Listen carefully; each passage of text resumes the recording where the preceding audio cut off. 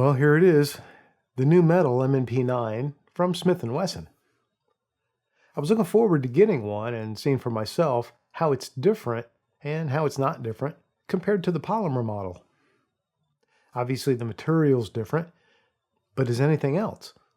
Well, let's look at the specs and see what's changed.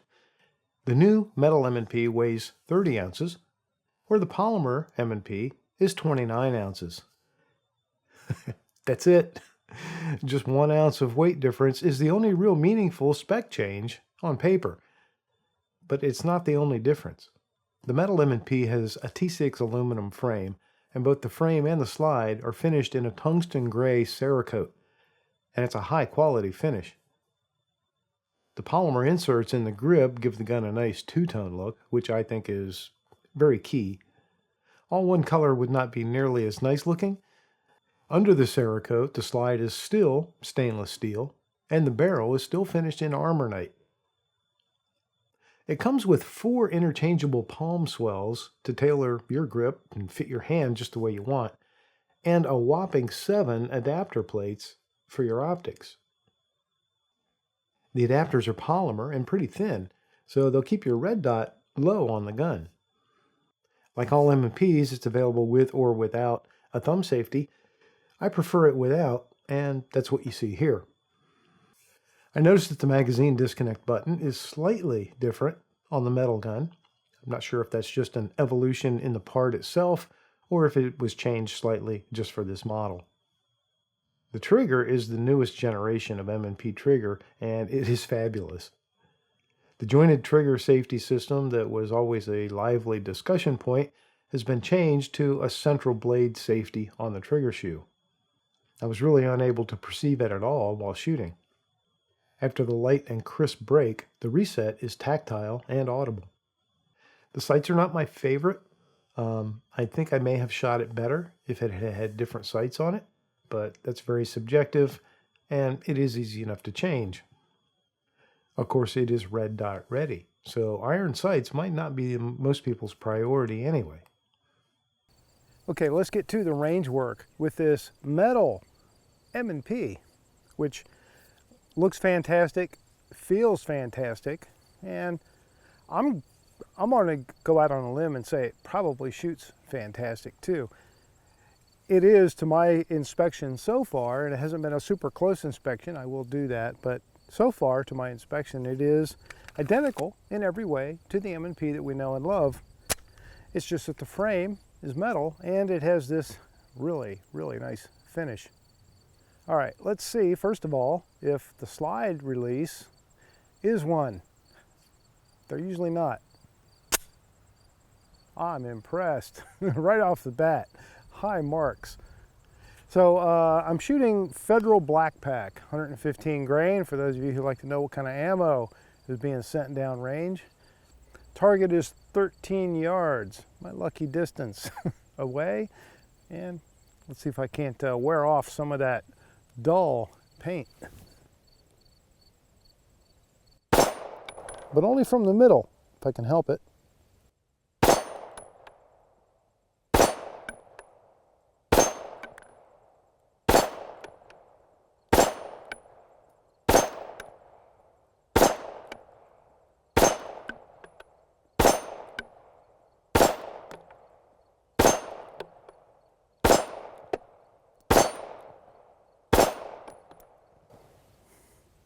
Kind of a nice sideways V pattern, huh?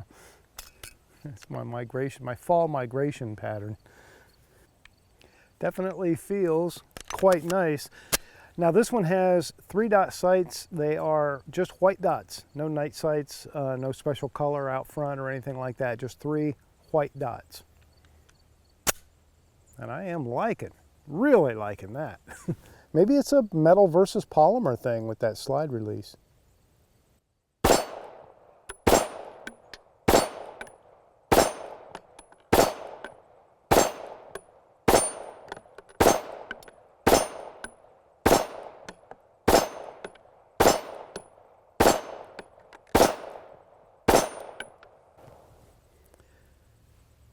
It's a nice shooter, I will say that. It is a nice shooter. Now, whether or not it feels like there's any more or less recoil or anything like that, I really can't say yet, but I may shoot the two back to back for one magazine worth, the polymer that is, and then this metal one, just to see if I can perceive any difference. But I will say right up front, after two magazines of 15 rounds each, they hold 17, but I had 15 in them, the trigger feels phenomenal. Really good trigger. Smith & Wesson just continues to raise their own bar as far as the trigger in the M&Ps. They just get better and better. This one is as good as any I've felt. Two 17-round magazines are provided, and they are, as I proved at the range, 100% the same as the ones in the polymer guns. Isn't this thing gorgeous, though? It's really a nice looking gun. You know, the M&P line is aesthetically, to my eye, very subjective, of course. I've always liked the scalloped cuts in the slide. This one is optics ready. There is a removable plate right here. Pistol does come with adapter plates for pretty much all of the various footprints for your optics, and you simply remove this cover, which is a polymer cover, use any of those adapter plates that come with the pistol, and mount an optic right on there. The rear sight stays in place, so depending on your configuration, maybe not with this one, but if you have a taller sight, or if you have an optic that sits down low, you could co-witness. So the parts on the frame that are not metal are basically the entire back strap. Right up here under the bottom side of the beaver tail is it's either a polymer or it's a metal that's finished in black. I'm going to look into that and I'll clear that up for you. It feels like metal, but it's finished in black, and if so, that's just a really nice cosmetic touch. Then we have our polymer backstrap and palm swell piece, same as every other M&P, and I'm almost positive those would be interchangeable. This is the medium, comes with small, medium, and large. In the front, you have a front strap that is polymer, same grip texture, that really nice grabby grip texture, and it could be removed. I don't think it's meant to be removed. They're certainly not various sizes, but it is an opportunity for folks in the aftermarket to maybe play around and not only make something that could go back here, but something that could go up here. We could get really, really cool. We could have like, maybe my friends at Lock Grips could make like a brass palm swell backstrap, and then have a brass insert that goes in the front that's actually got finger grooves. We have like a brass knuckles kind of thing going on. That would be pretty tough looking. Or just anodized aluminum, you know, to contrast in different colors with this finish. I don't know. But if they ever do, you heard it here first. And I have an affiliate link to Lock Grips. Look down in the information below and make sure you use that when you order something from Lock Grips, because you're going to save 10%, and a little bit of money does come back to help this channel. So it is much appreciated by me and by Lock Grips, and when you get your stuff, by you. All right, how was that for a nice little impromptu commercial? All right, back at it with the metal M&P, and I'm going to load the magazine. It's 15 rounds, so it's not 17, not tippy top. I'll tell you what, let me do 17 just to make it educational. So 17 rounds is full capacity for this magazine. The slide is closed, and you guys know that that makes it a lot harder to load a full magazine and have it seat well. Okay, nice. I didn't have to slam it hard. Good job. I got distracted by a bird. Okay, let me see if I can just hit the head of the target. That'll help me, I think I might be high. That'll help me figure out the aim point for these sights as well.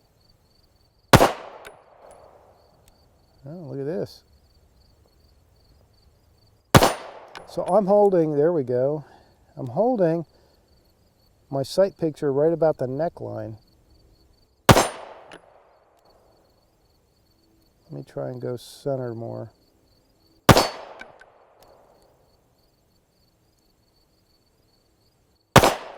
All right, so it looks like the sights need to be adjusted because I think I'm going to the right.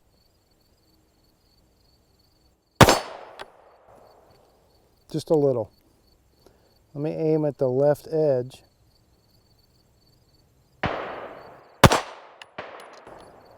Where'd that go?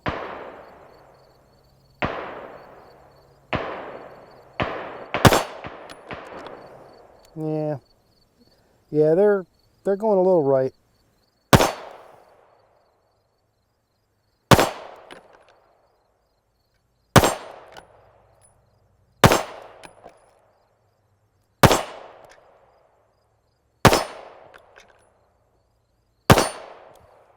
I really do like this trigger though. This trigger feels fantastic. Might need to drift the rear sight just a tad. I would probably do a little bit better experimenting before I made that decision. Like at least put it on a rest. Let's see if third time is a charm.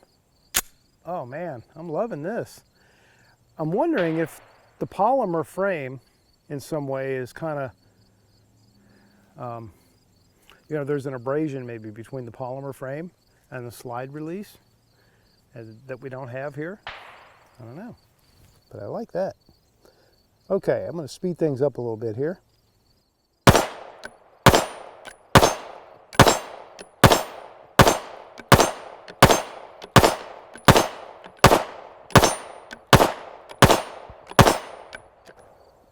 Just keeping them all on the target is all I'm trying to do. I think I did that. Runs nice. A big change for me is the slide stop, slide release control. M&Ps have never been known for having a good slide release. Yes, I said it. I think that control should work both ways. But the control on this gun releases the slide gracefully and easily, and it did so from the very first try, which you see in this video. Okay, I know I got some comments recently where some folks missed me shooting at the orange dot, and I'm only too happy to take requests. So there is certainly value at putting them on paper because, I don't know, I will confess and give you food for thought for your own shooting, but steel can make me a little bit lazy sometimes, you know, because it's like a binary thing. You either hit the steel or you didn't hit the steel, and that's fine. And you know, you can tell yourself you're trying to pick spots on the steel, but once you've hit it a bunch of times and you got all the paint worn off, then you kind of don't care anymore, even if you were trying to keep track. So there's really no good substitute for just punching holes in paper. And of course, at the end of the day, it really is about how you shoot the gun. I'm loving that. I'm loving that functionality. All right, same distance, 13 yards. I've got a small orange dot on my target. Let's see what I can do with it. I think we already know I'm probably going to be a little to the right.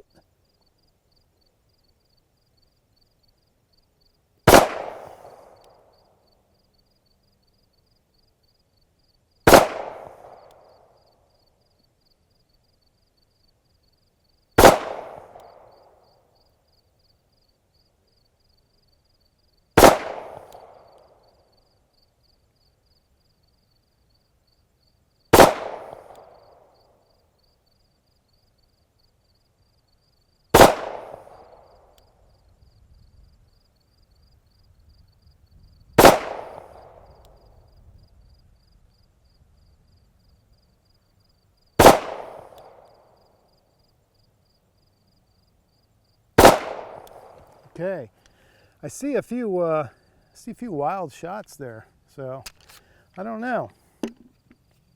For the most part, it's a pretty good group. It is to the right as I expected it to be for the majority of them, but not sure what I did to throw those wild ones. Those 10 rounds, by the way, were MagTech 115 grain.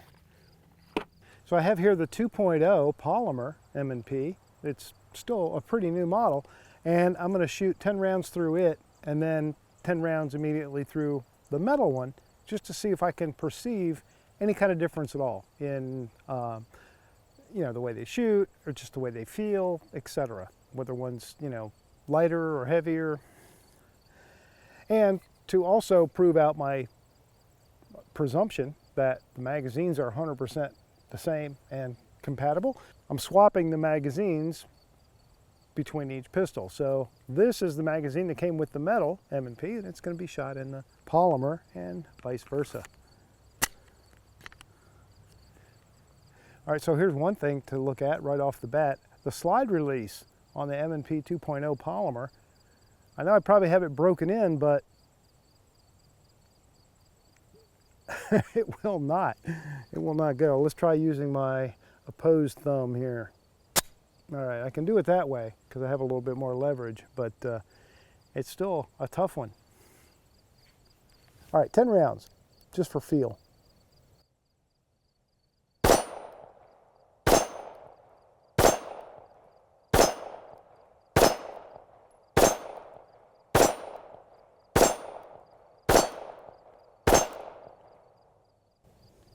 Okay.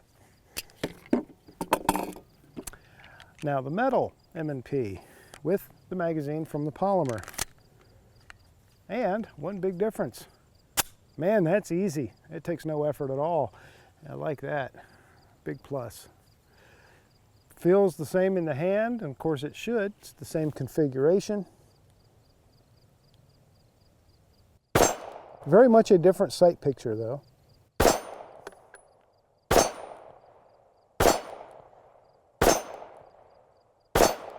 Trigger feels as good or maybe better in this metal one. But grip and recoil and all that, I couldn't tell any difference. I do prefer the sight picture from the 2.0 over the ones that are on the metal, but those would be easy enough to change. I can't really feel the difference at all shooting the polymer and metal guns back to back. I think that's a high compliment to Smith & Wesson because that means they didn't tamper at all with the excellent ergonomics of the M&P.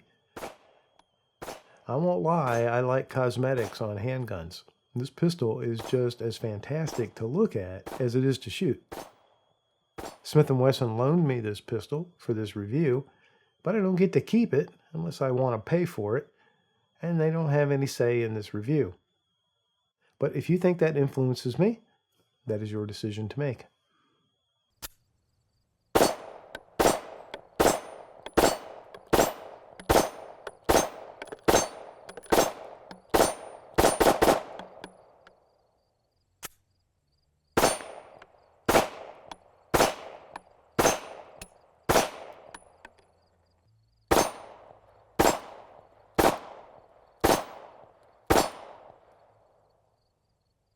Okay, bottom line, I really like this metal M&P more than I thought I would.